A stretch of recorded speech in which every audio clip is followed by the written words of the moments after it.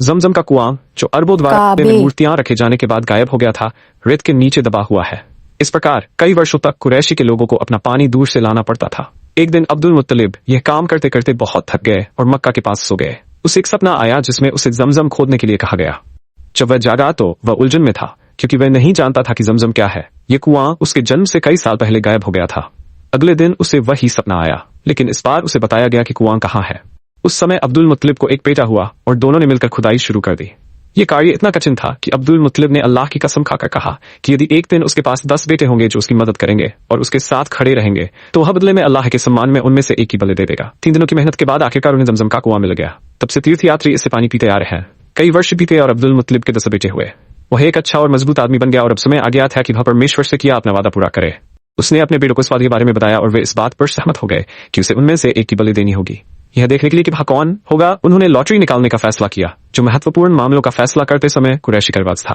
अब्दुल मुत्तलिब ने प्रत्येक बेटे से कहा कि वे एक तीर लें, उस पर अपना नाम लिखें और फिर उसे उनके पास ले आएं।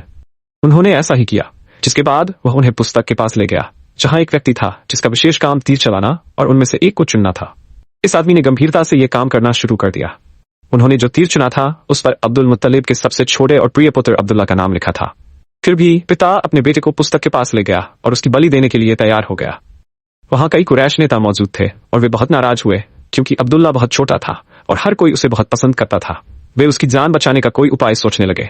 किसी ने सुझाव दिया कि यथरिब में रहने वाली एक बुद्धिमान वृद्ध महिला से परामर्श किया जाए, और इसलिए अब्दुल मुत्तलिब अपने बेटे को यह देखने के लिए ले गए कि क्या वह निर्णय ले सकती है कि क्या करना है।